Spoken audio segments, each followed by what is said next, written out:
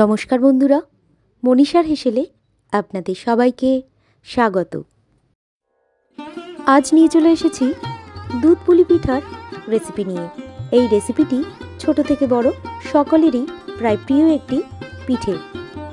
চলুন তাহলে বন্ধুরা দেখে নেওয়া যাক আজকের পিঠার রেসিপিটি।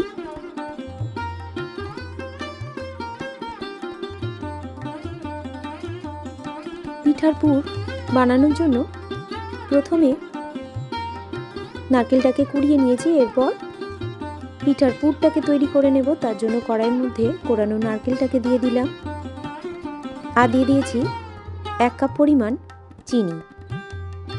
এরপর ক্রমাগত নাড়িয়ে পিঠের পুরটাকে তৈরি করে নিয়েছি।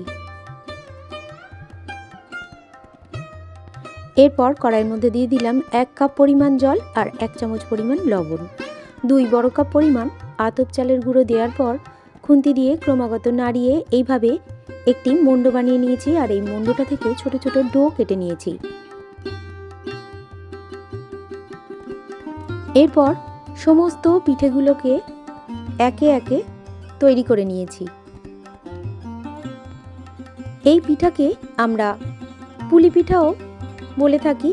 আর এই পুলি পিঠাকে যদি দুধের মধ্যে ফোটানো হয় তাহলে সেটা তৈরি হয়ে যায় দুধ পুলি পিঠা।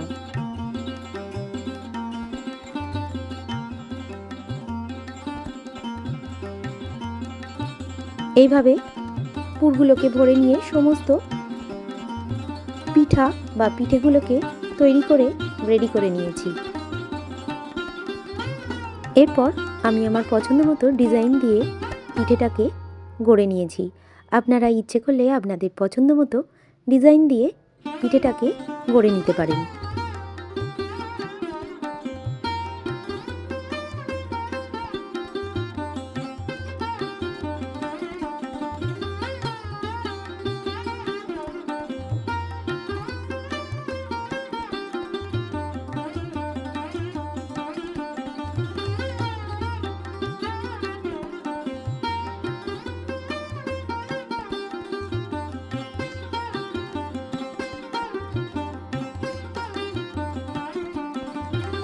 সমস্ত পিঠেগুলোকে এখানে রেডি করে নিয়েছি।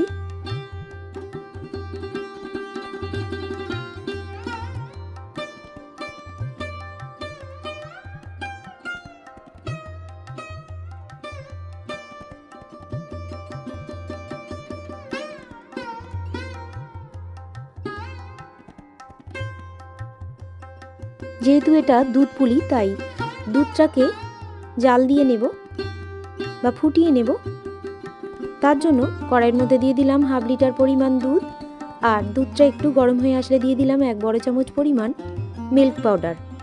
মিল্ক পাউডারটাকে ভালো করে লিকুইড মিল্কের সাথে মিশিয়ে নিতে হবে। এভাবে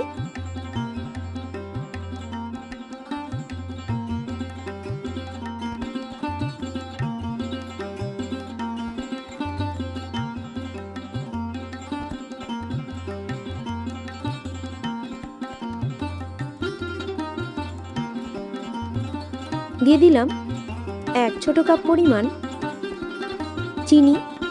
সমস্ত কিছুকে ভালো করে মিশিয়ে দেওয়ার পর ফুটতে দেব লো টু মিডিয়াম ফ্লেমে রেখে। এরপর গড়ে রাখা পিঠেগুলোকে একে একে দুধের মধ্যে দিয়ে দিলাম।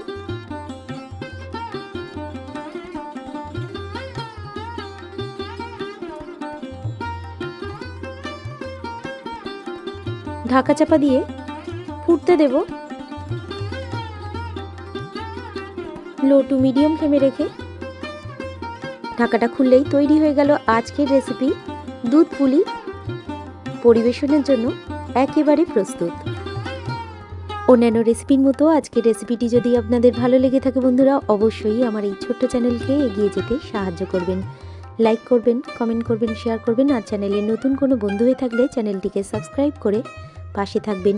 এই ধরনের রেসিপি সবার প্রথম দেখার জন্য পাশে থাকা বেল আইকনটিতে প্রেস করে রাখবেন। আর ফেসবুক থেকে কেউ দেখে থাকলে পেজটিকে ফলো এবং লাইক করে রাখবেন। আর এইভাবে আপনারা যদি দুধ পুলি বানান বন্ধুরা, তাহলে দুধের মধ্যে পিঠেগুলিকে দেওয়ার পর একটাও ভেঙে যাবে না। রেসিপিটি শেষ পর্যন্ত দেখার জন্য আপনাদের সবাইকে ধন্যবাদ। সবাই ভালো থাকবেন, সুস্থ থাকবেন। আবার চলে আসবো নতুন কোনো রেসিপি নিয়ে।